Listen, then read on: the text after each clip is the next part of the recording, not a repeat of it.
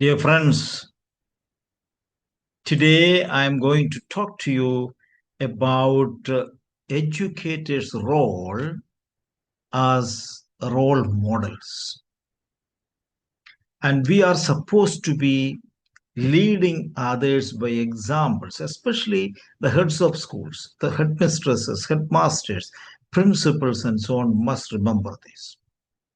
And especially in our schools, Christian schools, educational leaders are supposed to be, whether teachers or heads of schools or anyone in a school who has some responsibility, must be a role model. And they are actually in the place of God. They are supposed to be really masters, the gurus. And therefore, we need to have a few important aspects to look into as teachers.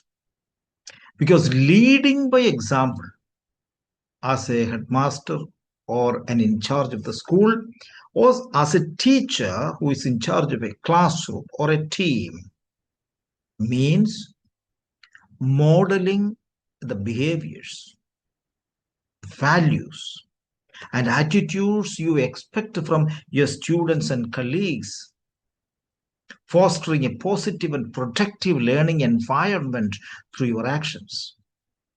This includes demonstrating integrity, enthusiasm for learning, and professionalism, and also constantly applying classroom expectations and fostering collaboration and respect. By consistently embodying these principles, teachers can inspire students and fellow teachers, build a stronger relationships, and create a culture of growth and mutual respect within the schools. And therefore, leading by example in a school, in a classroom, demonstrate the behaviors and, as I said, values and principles. Leading by example and inspiring others to do the same for all.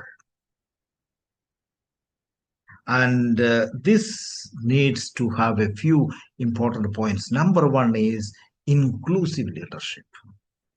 A leader in a Christian schools or a good school should be a leader with inclusive ideas. Cultivate emotional intelligence, develop self-awareness, empathy, and social skills to understand and support the diverse needs of your team. And therefore, it is unavoidable to have an open communication.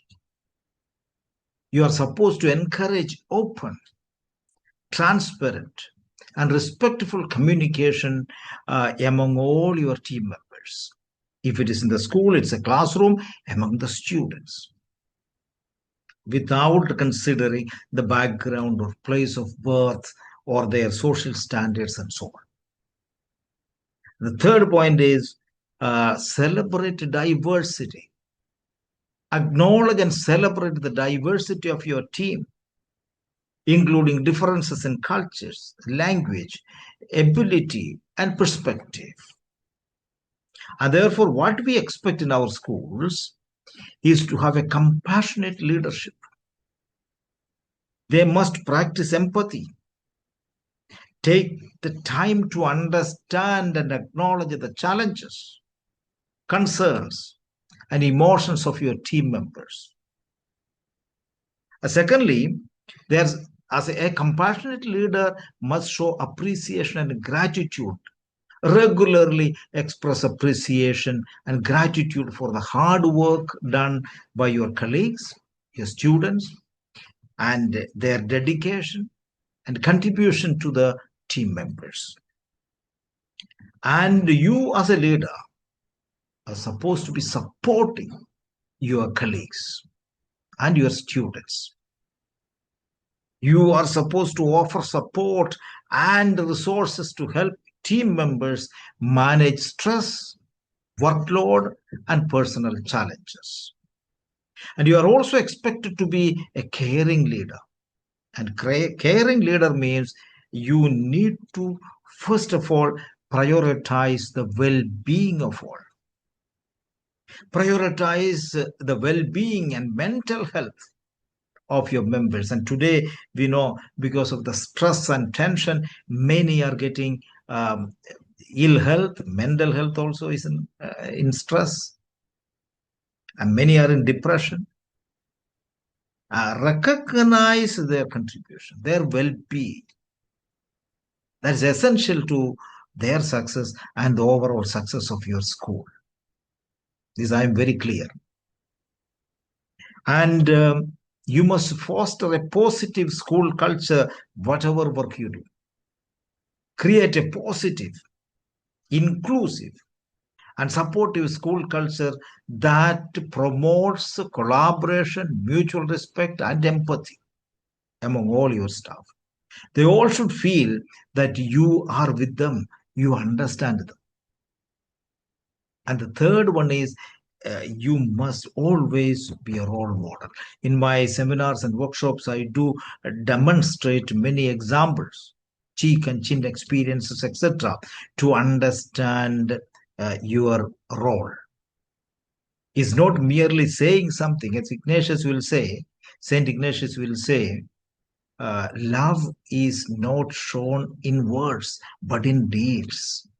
We must demonstrate the behaviors, our values, our respect, our principles as the team expect from you. And thus you can simply inspire them. And to do these, to lead by example, some practical strategies I have. First of all, regularly you hold meetings. I call it regular check-in. Hold regular one-to-one or group-wise meeting, etc.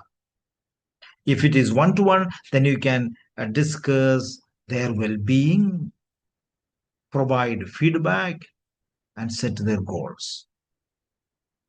And if it is in a group, definitely team building activities must be conducted. You can organize several team building activities, workshops, or social events that promote bonding, a kind of bonding between the staff, between all of your team. A great bonding is very, very essential for more collaboration and mutual understanding. It's also noted that, if you have incentives, recognition, and rewards, that will develop your capabilities, your teamwork much better. Better contributions from the team members will come out. And also, as a head of the school or a leader of a team, you should have mentorship programs. You regularly organize mentorship programs in your school. And an inclusive leadership, which I said at the beginning, that means cultivate emotional intelligence in the students. A lot of self-awareness, empathy, social skills to understand and support the diverse needs of your team, etc. And as I said, you must be able to celebrate diversity. And my dear teachers, my dear friends, leading by example, then students will follow you if you really truly express your leadership skills. And your colleagues, the team members, will be extremely happy with you if you are a real team player and a leader. As I say in many of my seminars, I tell, if you are a person who follows punctuality, it is expected that all others will follow. If you are a person who reads a lot of books, that also some classical books, very important books, etc., then the students and others will also read. And if you are a person who has a lot of critical thinking, Students will definitely get that. And that's why you need to be very, very innovative, creative, motivating, and inspiring leader. Let's hope that all of us will become very, very good examples to each other as educators, because this is so important today. Because you see, the outside world is so noisy, outside world is so complex. What are we learning from our students, especially learning from the movies and so on? Most of the movies are showing either what we call a perverted view of love, or glorifying violences and revenges. Even the computer games, the digital games, etc. Children who are attracted to are leading towards this violence and a kind of perverted point of view. And that's why, as educators, it is our duty. If our country is losing its morality, its rationality, its emotional balance, to a great extent, we educators are responsible, because our role is to inspire people, to lead people to the well-being of all. And therefore, I hope all our teachers will pay attention to this and be real role model leaders in our classrooms, in our schools, in whatever we do. Thank you very much.